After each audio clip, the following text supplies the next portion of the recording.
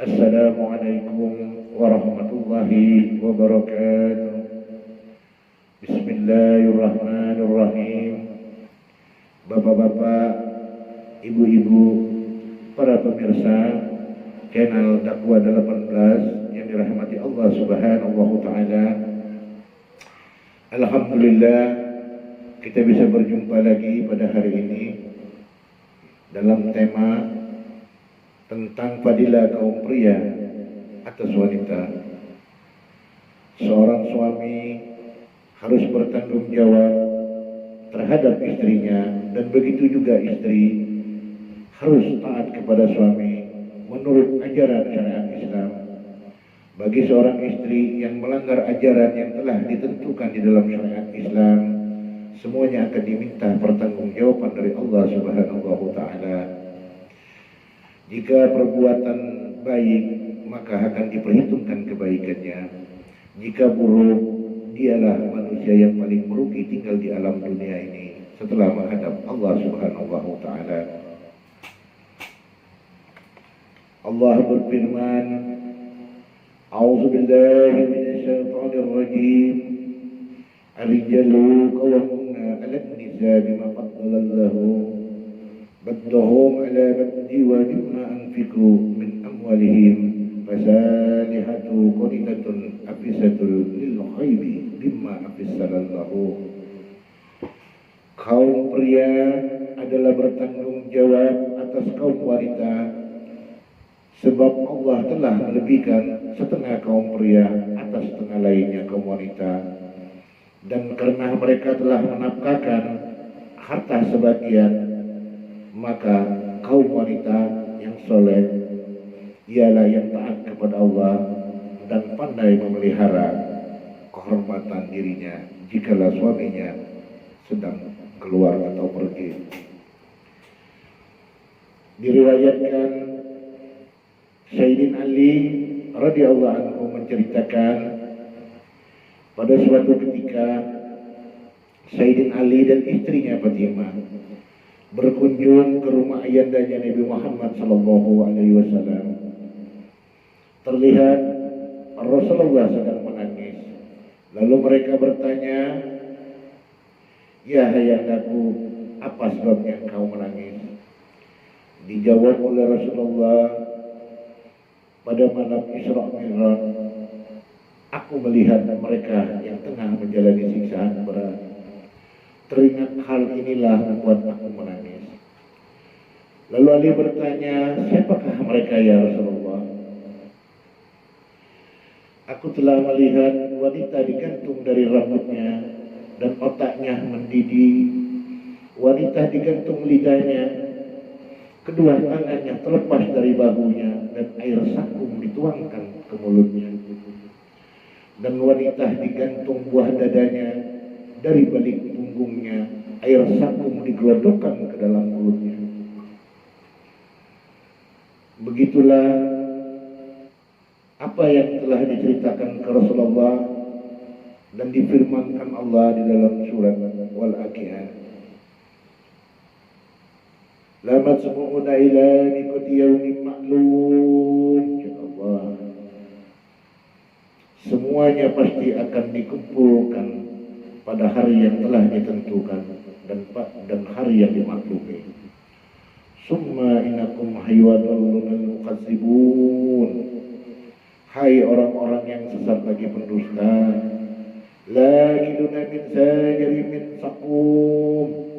Jadi orang yang memakan buah sakum di dalam neraka, itulah hidangan makanan orang-orang yang berdosa. Famalikunna min hal butun, sampai mengenyangkan perut memakan buah sakum.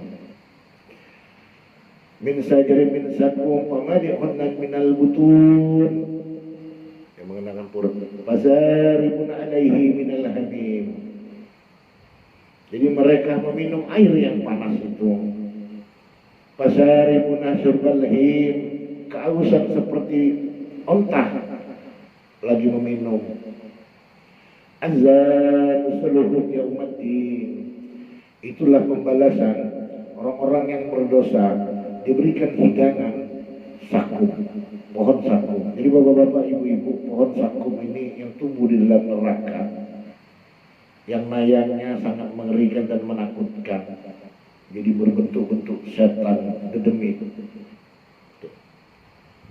Jadi itulah hidangan bagi orang-orang yang ingkar, yang tidak mau menurut apa yang telah difirmankan dari Allah Subhanahu wa taala.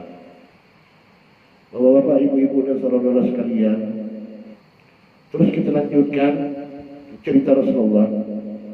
Wanita digantung kedua kaki tangannya, hingga ubun-ubun kepalanya ular kalajengking menggelitinya. Wanita berparas buruk tengah menyantap ususnya sendiri. Wanita buta, peka, bisu di dalam peti api neraka. Mengalir dari rongah-rongah darahnya, dari tubuhnya yang diserang penyakit kusta. Dan juga wanita berkepala babi, bertubuh keledai, menjalani sejuta siksaan. Dan wanita persis anjing, alat kelamin dan mulutnya dilintasi ular-ular kalajengking keluar dari lewat jalan belakang kuburnya. Para malaikat menjatuhkan pukulan palu besar dari api neraka. Lalu Fatimah tegak, "Iya, ayahku tercinta, perbuatan apa saja yang mereka kerjakan hingga berat sekali penderitaannya." "Iya, Fatimah," kata Rasulullah, "mereka itu diantaranya membiarkan rambutnya dipandang oleh kaum pria. Seorang istri yang selalu berucap menyakitin hati suaminya. Adapun wanita yang digantung buah dadanya ialah menyusui anak orang lain tanpa seizin suaminya. Wanita yang diikat kakinya keluar rumah tanpa seizin suaminya. Wanita yang menyantap daging tubuhnya sendiri akibat suka berhias supaya dilihat orang lain. Suka gibah, selalu menonjolkan diri, menarik perhatian agar dia diperhatikan orang lain. Melalaikan sholat, melalaikan dari segala tugasnya. Dan pendusta, wanita berkepala anjing akibat suka menfitnah dan memarahi suami. Namun sebaliknya, jika seorang wanita taat kepada suami, taat kepada orang tuanya, dan taat kepada Allah Subhanahu wa taala, telah dipesankan oleh Rasulullah, seorang istri terbaik itu yang mengembirakan hati suaminya ketika dipandang setia kepada suami, kalau disuruh segera melaksanakan perintah suami, dan pandai memelihara kehormatan dirinya, pandai menjaga harta suami ketika suami lagi pergi. Istri yang soleha dan aktif sholat 5 waktu, puasa di bulan Ramadan, taat kepada suami, maka ia masuk surga dari pintu mana saja yang ia inginkan. Bapak-bapak, ibu-ibu,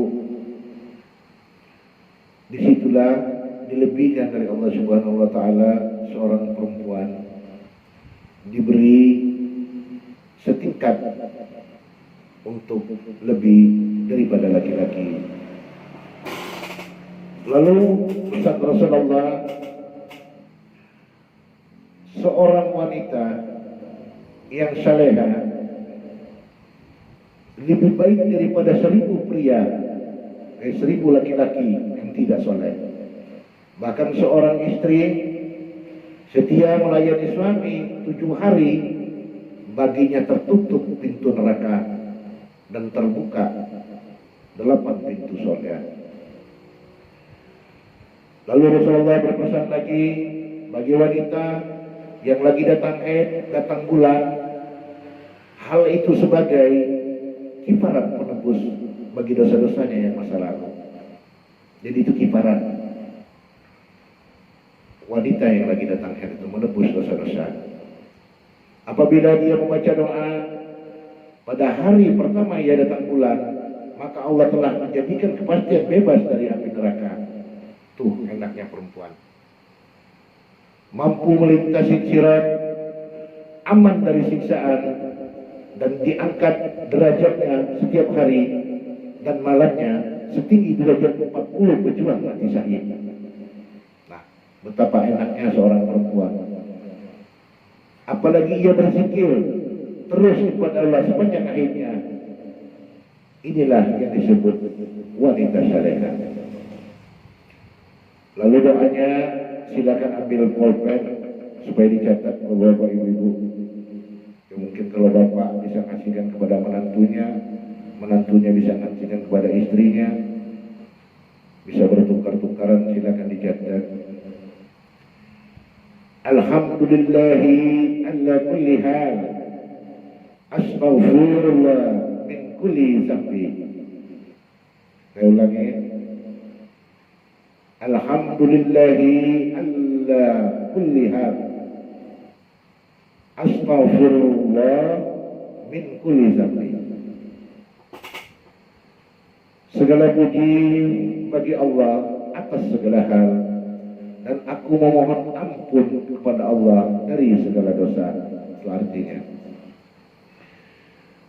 Bahkan kata Rasulullah,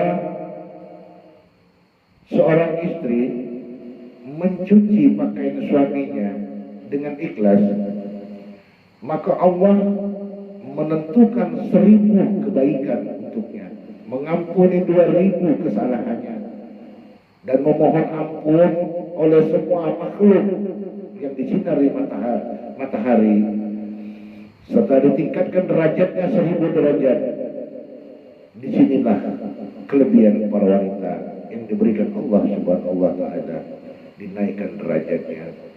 Bapak-bapak, ibu-ibu, para pemirsa channel Dakwah 18, marilah kita ajarkan kepada anak-anak kita, baikpun menantu kita, taatlah aturan yang sudah ditentukan dari Allah Subhanahu wa Ta'ala. Karena selagi semasa kita hidup, berbuatlah kebaikan, baik pun kepada orang lain, terutamanya kepada suami bagi yang sudah bersuami istri. Bapak, ibu-ibu, dan saudara-saudaraku sekalian, para pemirsa channel Dakwah 18, semoga tausiah singkat ini bermanfaat bagi kita semua. Jika ada kata-kata saya yang kurang berkenan di hati saudara-saudara sekalian, bapak, ibu-ibu, para pemirsa, mohon saya dimaafkan, dan kepada Allah saya mohon ampun. Wabillahi taufiq wal hidayah. Assalamualaikum warahmatullahi wabarakatuh.